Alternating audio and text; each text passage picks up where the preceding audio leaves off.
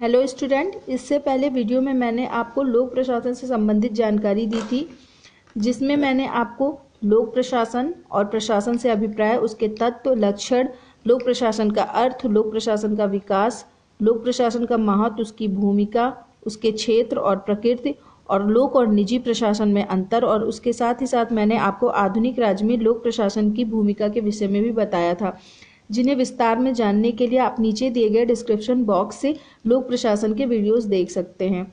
आज हम आपको लोक प्रशासन से संबंधित और महत्वपूर्ण जानकारी देने जा रहे हैं। स्टूडेंट, विषय संबंधित जानकारी उपयोगी होने पर हमारे चैनल को लाइक व सब्सक्राइब अवश्य करें। तो चलिए शुरू करते हैं हम अपना नया विषय। आज का हमारा विषय है नव लोक प्रशासन, न्यू पब्लिक एडमिनिस्ट्रेशन। स्टूडेंट, 1960 के दशक में लोक प्रशासन की सैद्धांतिक और व्यवहारिक कमियों ने एक नए विचार को जन्म दिया, जिसे एनपीए कहते हैं, जिसमें नव लोक प्रशासन के उद्भव के लिए आंतरिक और बाह्य कारक उत्तरदायी माने जाते हैं। सन 1950 और 1960 का दशक टेक्निकल एडवांसमेंट प्रकृति ने जिंदगी के हर पहलू को प्रभावित किया, और प्रत्येक मानवीय विज्ञानों ने मानव का और उसके जीवन से जुड़े हर पहलू का वैज्ञानिक रूप से अध्ययन किया, जिससे लोक प्रशासन भी अछूता नहीं था। क्योंकि लोक प्रशासन ने व्यवहारवाद के माध्यम से जहां एक तरफ सार्वभौमिक सिद्धांतों के निर्माण का विकास किया, तो वहीं संगठन में मानवीय व्यवहार का वैज्ञानिक रूप से अध्ययन किया। व्यवहारवाद ने लोक प्रशासन में मूल्य मुक्त दृष्टिकोण के अध्ययन की वकालत की। चलिए अब हम आपको बताते हैं लोक प्रशासन के उदय के क्या क्या कारण थे, लोक प्रशासन का उदय कैसे हुआ। तो सबसे पहले इसके उदय के तो एक कारण था आंतरिक कारण और एक कारण था बाह्य कारण। तो सबसे पहले हम आंतरिक कारण के बारे में चर्चा करेंगे। लोक प्रशासन के उदय के आंतरिक कारक में सिद्धांत और व्यवहार ने नवीन लोक प्रशासन को आधार प्रदान किया, जहां सिद्धांत कारक के अंतर्गत साइमन का प्रत्यक्षवाद और बेवर की अनामता व तटस्थता और परंपरागत लोक प्रशासन के केंद्र बिंदु भी जिम्मेदार हैं। साइमन ने अपने तार्किक प्रत्यक्षवाद के माध्यम से लोक प्रशासन को विज्ञान बनाने का प्रयास किया। उन्होंने कहा कि प्रशासन में तब तक अवधारणाओं और सिद्धांतों का निर्माण नहीं किया जा सकता जब तक उनमें मूल्यात्मक तथ्यों को न्यूनतम स्तर तक न लाया जाए। इस तरह उन्होंने लोक प्रशासन में मूल्यों को नकारने का प्रयास किया। वहीं व्यवहारात्मक रूप से बेवर की नौकरशाही में तटस्थता और अनामता ने लोक प्रशासकों को संवेदनहीन और मूल्य विहीन बनाने का काम किया, जो लोक सेवकों की सामाजिक अभिकर्ता, अग्र सक्रिय प्रशासक और सकारात्मक भेदभाव को अपनाकर समाज में समता स्थापित करने वाली प्रशासकों की भूमिका को गौण कर दिया। वहीं परंपरागत लोक प्रशासन लोक की अपेक्षा प्रशासन पर जोर दिया, मूल्यों और दर्शन की अपेक्षा सिद्धांतों और प्रक्रियाओं पर जोर दिया, और प्रभावशीलता और सेवा कार्यकुशलता की अपेक्षा कार्यकुशलता और मितव्ययिता को महत्व प्रदान किया। स्टूडेंट, ये थे नव लोक प्रशासन के उदय के आंतरिक कारण। अब हम आपको बाह्य कारण के बारे में बताएंगे। उदय के बाह्य कारक में मुख्य कारक संक्रमणशील अमेरिकी समाज रहा है, जिसमें अमेरिका में वियतनाम युद्ध, ब्लैक अमेरिकी आंदोलन, शहरी हिंसा, कैंपस में विचलन, राजनीतिक हिंसा और अमेरिकी गरीबी व बेरोजगारी और उनके प्रति प्रशासन की मंद प्रतिक्रिया जिम्मेदार थी। साथ ही दो विश्व युद्धों के बाद विश्व में अपनाए गए अनेक मानवीय सहायता कार्यक्रमों, आर्थिक पुनर्निर्माण कार्यक्रमों आदि को यूएनओ और इसकी एजेंसियों ने अंजाम दिया, लेकिन वे अपने कार्यों को अच्छी तरह नहीं कर पाए, क्योंकि विभिन्न देशों के प्रशासनिक तंत्रों की अकार्यकुशलता और अप्रभावशीलता मुख्य जिम्मेदार थी। वहीं पूरे विश्व में गरीबी, बेरोजगारी, जनसंख्या तेजी से बढ़ रही थी, जिसके समाधान के लिए प्रशासन को अधिक मानवीय तथा सजग बनाए जाने की आवश्यकता थी। स्टूडेंट, नवीन लोक प्रशासन के उदय को जानने के बाद अब हम ये जानेंगे कि नवीन लोक प्रशासन का विकास कैसे हुआ। सन 1968 के बाद लोक प्रशासन के अध्ययन क्षेत्र में नए विचारों का सूत्रपात हुआ है, और इन विचारों को नवीन लोक प्रशासन की संज्ञा दी गई। 1967 में सार्वजनिक सेवाओं संबंधी उच्च शिक्षा पर हनी रिपोर्ट के प्रकाशन के साथ ही नवीन लोक प्रशासन को मान्यता प्राप्त हुई। आपका एक क्वेश्चन यहाँ बन रहा है, 1967 में सार्वजनिक सेवाओं संबंधी उच्च शिक्षा पर हनी रिपोर्ट के प्रकाशन के साथ ही नवीन लोक प्रशासन को मान्यता प्राप्त हुई। नवीन लोक प्रशासन को आगे बढ़ाने में लोक प्रशासन के सिद्धांत और व्यवहार संबंधी सम्मेलन सन 1967 में हुआ था, ये आप नोट कर लीजिएगा। मिन्नोब्रुक सम्मेलन सन 1968 की भूमिका अत्यंत उल्लेखनीय रही है। नवीन लोक प्रशासन को उद्घाटित करने में फ्रैंक मैरिनी की पुस्तक toward a new public administration और ड्वाइट वाल्डो की रचना public administration in a time of turbulence का प्रशंसनीय योगदान रहा है। इन रचनाओं में मिन्नोब्रुक सम्मेलन द्वारा प्रस्तुत 9 लोक प्रशासन संबंधी विचारों को संयोजित किया गया है। ये दोनों रचनाएं लोक प्रशासन के अध्ययन क्षेत्र में नए क्षितिज का उद्घाटन करने में मील का पत्थर है। इस विचारधारा के अग्रणी लेखक हैं Frank Marini, George Frederickson, Joseph Uveges, Charles Lindblom तथा विंसेंट ऑस्ट्रोम। अब हम आपको नवीन लोक प्रशासन के जन्म और वृद्धि के बारे में बताएंगे। तो सबसे पहले हनी प्रतिवेदन, इसके लिए थे प्रोफेसर हनी सिराक्यूज विश्वविद्यालय में उप कुलपति थे। इन्हें अमेरिका की लोक प्रशासन सोसाइटी ने लोक सेवाओं के लिए उच्च शिक्षा नामक विषय पर एक समिति सन 1966 में अध्यक्ष बनाया, जिसका उद्देश्य विश्वविद्यालय में लोक प्रशासन को पढ़ाने से संबंधित विकल्पों पर विचार करना था। सन 1967 में प्रोफेसर हनी ने अपना प्रतिवेदन सौंपा, जिसकी मुख्य विशेषता यह है कि इसमें लोक प्रशासन की वास्तविक स्थिति को उजागर किया गया। विश्वविद्यालय में एक विषय के रूप में लोक प्रशासन के सामने समस्याएं जो प्रस्तुत की गई वो थी विषय संकाय की स्थापना और शोध हेतु पर्याप्त धन का अभाव, या बौद्धिक वाद विवाद की लोक प्रशासन एक अनुशासन है, विज्ञान या व्यवसाय मात्र है, लोक प्रशासन के वर्तमान विभागों एजुकेशनल डिपार्टमेंट में अपूर्णताएं, इस विषय के विद्वानों और सेवारत प्रशासकों में दूरी। स्टूडेंट, प्रोफेसर हनी ने लोक प्रशासन के समक्ष चुनौतियों से निपटने के उपाय भी बताए, जिसमें उन्होंने कहा कि लोक सेवा शिक्षा पर राष्ट्रीय आयोग की स्थापना, जो सरकार को प्रशासनिक रूप से आवश्यक शिक्षित मानव उपलब्ध कराए। लोक प्रशासन के स्नातकोत्तर विद्यार्थियों और लोक प्रशासन के अध्यापकों को छात्रवृत्तियां दी जाएं। उक्त अध्यापकों को सरकारी कामकाज का व्यवहारिक ज्ञान कराया जाए। सरकारी और अन्य सार्वजनिक मामलों में संबंधित शोध कार्य में लगे शोधकर्ताओं को आर्थिक सहायता दी जाए। उक्त शोध कार्यों को संचालित करने हेतु विश्वविद्यालयों को अनुदान दिया जाए। संघीय, प्रांतीय और स्थानीय सरकारें भी सरकारी, प्रशासनिक और सार्वजनिक मामलों से संबंधित शैक्षणिक संस्थाओं और कार्यक्रमों को वित्तीय सहायता प्रदान करें। संघीय, प्रांतीय और स्थानीय शासन के सरकारी कर्मियों को पर्याप्त शिक्षण दिया जाए। नवीन लोक प्रशासन कार्यक्रम हेतु एक नई परामर्शदात्री सेवा शुरू की जाए, ताकि प्रशासन के विद्यार्थियों को नवीनतम सूचनाएं प्राप्त होती रहें। लोक सेवा और सार्वजनिक मामलों से संबंधित शिक्षा और प्रशिक्षण कार्यक्रमों के क्रियान्वयन और प्रगति की निरंतर समीक्षा हो। स्टूडेंट, नवीन लोक प्रशासन के वृद्धि का अगला चरण था फिलाडेल्फिया सम्मेलन, दिसंबर 1967 में। स्टूडेंट, इस सम्मेलन के अध्यक्ष चार्ल्स बर्थ थे। अमेरिका की राजनीति शास्त्र और समाजशास्त्र समिति ने इसका आयोजन करवाया था। इसका विषय था लोक प्रशासन के सिद्धांत और व्यवहार क्षेत्र, उद्देश्य और पद्धति। इस सम्मेलन की जो प्रमुख सिफारिशें थी वो इस तरह से थी। प्रशासन के कार्य क्षेत्र का निरंतर विकास हुआ है, अतः लोक प्रशासन की परिभाषा और क्षेत्र दोनों का निर्धारण कठिन है, अतः इसके क्षेत्र का स्वरूप लचीला रखा जाए। इस सम्मेलन ने सिफारिश की कि नीति निर्माण और नीति क्रियान्वयन अर्थात राजनीति प्रशासन द्विभाजकता गलत है। प्रशासन नीतियों के निर्माण में भी भाग लेता है। राजनीति शास्त्र और लोक प्रशासन दोनों पृथक और स्वायत्त विषय हैं। लोक प्रशासन के अध्ययन में सभी प्रचलित दृष्टिकोणों को समान रूप से लागू नहीं किया जा सकता है। कुछ ही भाग का अध्ययन वैज्ञानिक पद्धति से लागू किया जा सकता है। जिस भाग का अध्ययन वैज्ञानिक दृष्टिकोण से नहीं किया जा सकता वह लोक प्रशासन का सबसे महत्वपूर्ण भाग है। और इनकी सिफारिशें थी कि लोक प्रशासन में प्रबंधकीय मामलों का स्थान अब नीति या राजनीति से संबंधित बातें ले रही हैं। लोक प्रशासन में कार्यकुशलता, मितव्ययिता, उत्तरदायित्व आदि के साथ सामाजिक समानता को भी प्रमुख स्थान दिया जाना चाहिए। लोक प्रशासन न सिर्फ सामाजिक समस्याओं से निपटने में असफल रहा है, बल्कि वह अनेक सामाजिक समस्याओं, विशेषकर विकासशील देशों की गरीबी, बेकारी, दंगा फसाद, सांप्रदायिक समस्याएं, झुग्गी, गंदी बस्तियां आदि के बारे में उदासीन है, जो अनुचित है। स्टूडेंट, लोक प्रशासन की वृद्धि के लिए जो अगला चरण था वो मिन्नोबुक सम्मेलन था, जो सन 1967 में हुआ। मिन्नोबुक सम्मेलन सन 1968 में लोक प्रशासन की युवा पीढ़ी का सम्मेलन। इस सम्मेलन में इस बात पर विचार किया गया कि परिवर्तनशील समाज में लोक प्रशासन की क्या भूमिका होनी चाहिए। नवीन लोक प्रशासन के समर्थक लोक प्रशासन की प्रचलित अवस्था से संतुष्ट नहीं थे। वे उथल पुथल के काल में लोक प्रशासन से यह अपेक्षा करते हैं कि वह सामाजिक समस्याओं के प्रति जागरूक हों। नए लोक प्रशासन के समर्थक मूल निरपेक्ष शोध प्रयासों के परित्याग पर जोर देते हैं और सामाजिक न्याय के अनुरूप उपागम को अपनाने के समर्थक हैं। उनकी धारणा है कि लोक प्रशासन सामाजिक समस्याओं के प्रति अत्यधिक संवेदनशील है। अब हम अपने शब्दों में ये कह सकते हैं कि मिन्नोबुक सम्मेलन द्वारा लोक प्रशासन की नई छवि प्राप्त हुई और समाज की समस्याओं के प्रति उसे सचेतन किया गया। प्रशासकों को परिवर्तन के सक्रिय एजेंट के रूप में कार्य करने का उद्बोधन दिया गया। स्टूडेंट, लोक प्रशासन के विकास को समझने के बाद हमें समझना होगा कि नवीन लोक प्रशासन के लक्ष्य क्या हैं। तो आइए अब हम इसके बारे में बात करते हैं। नवीन लोक प्रशासन के लक्ष्य। परंपरागत लोक प्रशासन के लक्ष्य थे कार्यकुशलता और मितव्ययिता, जबकि नवीन लोक प्रशासन का लक्ष्य है प्रासंगिकता।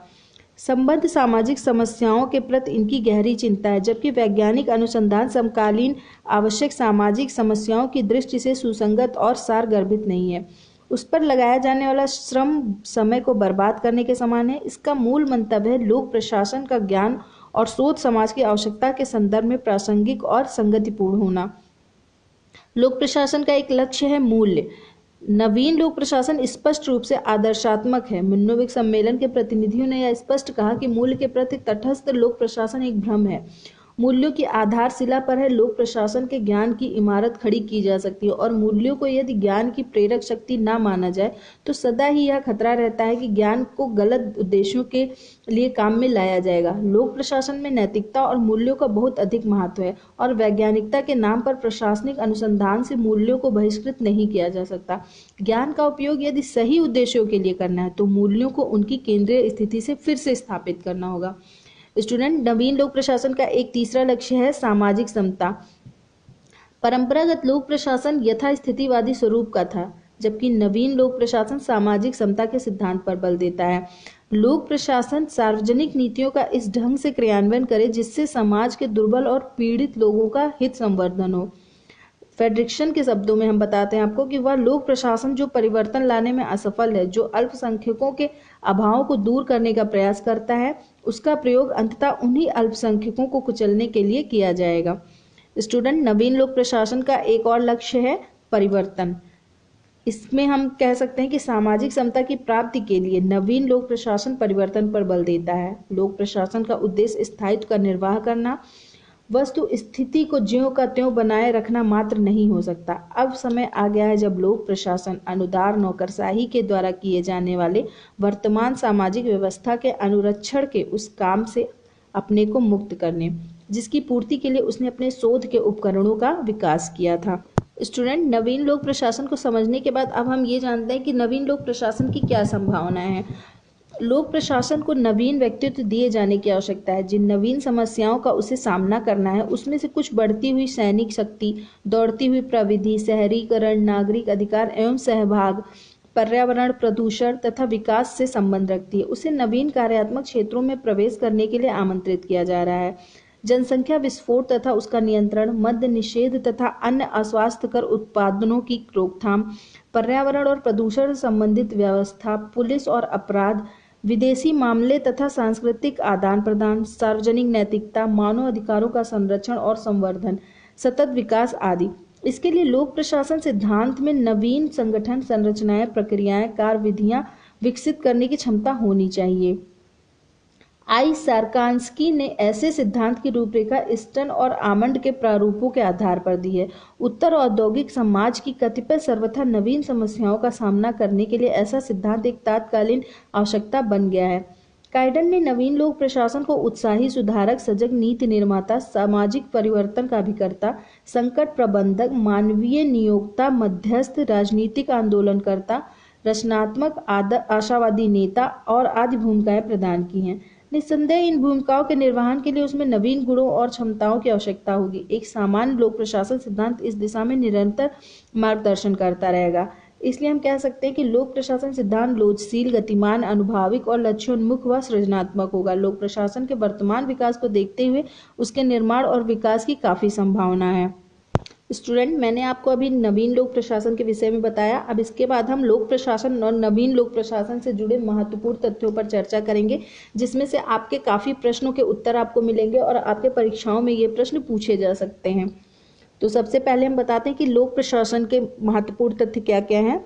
लोक प्रशासन को यदि एक प्रक्रिया के रूप में स्वीकार किया जाए तो इससे राज्य और सभ्यता के विकास के इतिहास से जोड़ा जा सकता है। राजनीति विज्ञान की शाखा के रूप में भी इसका इतिहास बहुत ही प्राचीन है। आदर्शवादी अर्थ में सही लोक प्रशासन के कुछ सिद्धांतों की झलक यूनानी राजनीतिक दार्शनिक प्लेटो, अरस्तु के गुरु जो थे, की रचना द रिपब्लिक में दृष्टिगोचर होती है। अरस्तु को राजनीति विज्ञान का जनक कहा जाता है, जिसकी महत्वपूर्ण रचना द पॉलिटिक्स है। स्टूडेंट, हम आपको अभी लोक प्रशासन से संबंधित महत्वपूर्ण तथ्य बता रहे हैं, जिसमें यूनानी राजनीतिक विचारक अरस्तु के समकालीन भारतीय राजनीतिक विचारक कौटिल्य हैं, जिनकी राजनीति और प्रशासन पर लिखित रचना अर्थशास्त्र में राजनीतिक प्रशासनिक समस्याओं का उल्लेख मिलता है। प्राचीन चीन में कन्फ्यूशियस के उपदेशों में बहुत प्रशासनिक सिद्धांत वाक्य मिलते हैं, और आधुनिक राजनीतिक चिंतन के जनक निकोलस मैकियावेली की रचना द प्रिंस 1513 में भी प्रशासनिक व्यवस्था की झलक मिलती है। प्रथम आधुनिक राजनीतिक वैज्ञानिक टॉमस हॉब्स की रचना द लेवियाथन, जो सन 1651 में थी, में भी कठोर नियंत्रण और अनुशासन की बात कही गई। यहाँ हम आपको पुस्तक के साथ साथ उसका सन भी बता रहे हैं ताकि आपको ये चीज़ क्लियर हो जाए। 17वीं शताब्दी के पूर्व तक लोक प्रशासन शब्दावली का प्रयोग नहीं हुआ था। यूरोपीय भाषाओं में लोक प्रशासन शब्द का प्रचलन 17वीं शताब्दी में हुआ था। इन सभी तथ्यों से आपको काफ़ी प्रश्नों के उत्तर मिलेंगे। आधुनिक लोक प्रशासन का अध्ययन सर्वप्रथम प्रशा जर्मनी में हुआ, हालांकि इसका वास्तविक विकास अमेरिका में ही संभव हो पाया। नौकरशाही के विकास में कैमरलवाद की भूमिका भी महत्वपूर्ण रही है। उसने नौकरशाही को एक नई दिशा प्रदान की। अमेरिका के प्रथम वित्त सचिव मंत्री अलेक्जेंडर हैमिल्टन ने अमेरिका में 18वीं शताब्दी के अंत में प्रकाशित विश्वकोश फेडरलिस्ट के 72वें परिच्छेद में लोक प्रशासन के अभिप्राय और क्षेत्र को अपनी व्याख्या द्वारा सुस्पष्ट किया। और वाल्डो ने वुडरो विल्सन को शास्त्र के रूप में लोक प्रशासन का जनक कहा है। फ्रैंक जे गुडनाउ ने 1900 में प्रकाशित अपनी पुस्तक पॉलिटिक्स एंड एडमिनिस्ट्रेशन में विल्सन के द्विविभाजन सिद्धांत का समर्थन किया है। गुडनाउ को अमेरिकी लोक प्रशासन का जनक कहा जाता है। गुडनाउ ने प्रत्यक्ष लोकतंत्र को सशक्त बनाए जाने का समर्थन किया तथा प्रशासनिक कार्यों का गैर राजनीतिकरण किए जाने की मांग की थी। स्टूडेंट, लोक प्रशासन के विकास का द्वितीय चरण राजनीति प्रशासन द्वैतमान के सिद्धांत का पुनर्निरीक्षण करता है तथा सिद्धांत निर्माण की बात करता है। लोक प्रशासन के विकास के चतुर्थ चरण में ही तुलनात्मक लोक प्रशासन सीपीए तथा विकास प्रशासन की अवधारणा विकसित हुई। लोक प्रशासन के विकास का चतुर्थ चरण सन 1948 से 70 को संकट का काल या पहचान का संकट के नाम से भी जाना जाता है। लोक प्रशासन के विकास का तृतीय चरण सन 1938 से 47 को आलोचनाओं और चुनौतियों से जूझना पड़ा। स्टूडेंट, ये थी लोक प्रशासन से संबंधित जानकारी। अब हम आपको नवीन लोक प्रशासन से संबंधित जानकारी देते हैं, जिसमें से आपके महत्वपूर्ण प्रश्नों के उत्तर आपको मिलेंगे। लोक प्रशासन की परंपरागत मान्यताओं तथा परंपरागत प्रशासनिक सिद्धांतों में नवीन लोक प्रशासन का आगमन अमेरिका में 1968 के बाद 1970 के दशक में हुआ। नव लोक प्रशासन को एक विषय के रूप में सन 1971 में मान्यता मिली। 1971 में फ्रैंक मैरिनी द्वारा संपादित towards a new public administration मिन्नोब्रुक perspective के प्रकाशन से ही नव लोक प्रशासन को मान्यता मिली। इसी पुस्तक को नव लोक प्रशासन पर मान्यता प्राप्त प्रथम पाठ्य पुस्तक माना गया है। इसको आप नोट कर लीजिएगा, यह आपके परीक्षा में पूछा जा सकता है। नव लोक प्रशासन युवा पीढ़ी के विद्वानों के प्रयास से आया। नव लोक प्रशासन का वास्तविक जनक वाल्डो को माना जाता है। नव लोक प्रशासन के उदय और विकास में निम्नलिखित प्रयासों की महत्वपूर्ण भूमिका रही है। हम आपको ये सन के साथ बता रहे हैं। सन हनी प्रतिवेदन सन 1967, फिलडेल्फिया सम्मेलन सन 1967, मुन्नोब्रुक सम्मेलन सन 1968, द्वितीय मुन्नोब्रुक सम्मेलन सन 1988। अमेरिका में विभिन्न विद्वानों के विभिन्न प्रयास और तृतीय मुन्नोब्रुक सम्मेलन 2-3 सितंबर सन 2008।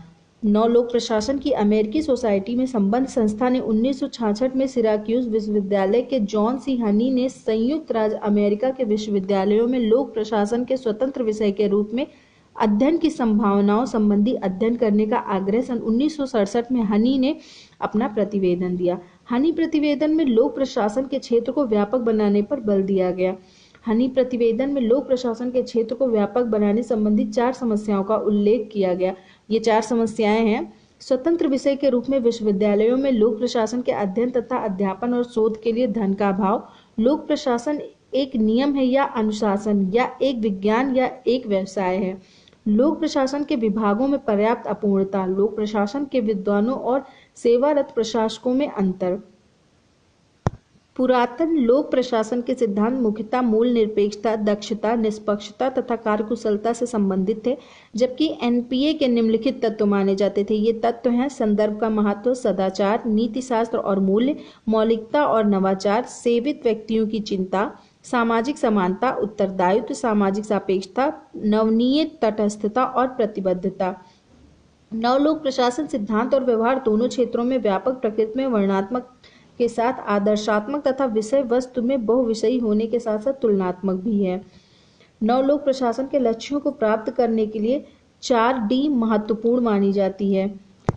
पहला है डिसेंट्रलाइजेशन, विकेंद्रीकरण, दूसरा है डेलीगेशन, प्रत्यायोजन, और तीसरा है डेमोक्रेटिसेशन, लोकतंत्रीकरण, और चौथा है डिब्यूरोक्रेटिसेशन, विनोकरशाहीकरण।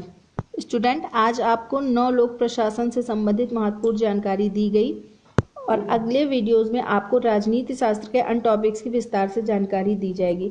स्टूडेंट, ये चैनल मैंने उन छात्रों के लिए तैयार किया है जो यूपीएससी, सीएससी तथा यूजीसी नेट जेआरएफ की तैयारी कर रहे हैं। यहाँ आपको पॉलिटिकल साइंस सब्जेक्ट का एक फुल पैकेज दिया जा रहा है। आप सभी के सपोर्ट के लिए आप चैनल तथा वीडियोज़ को सब्सक्राइब व लाइक करें, प्रश्न के लिए कमेंट करें तथा शेयर करें। Thank you.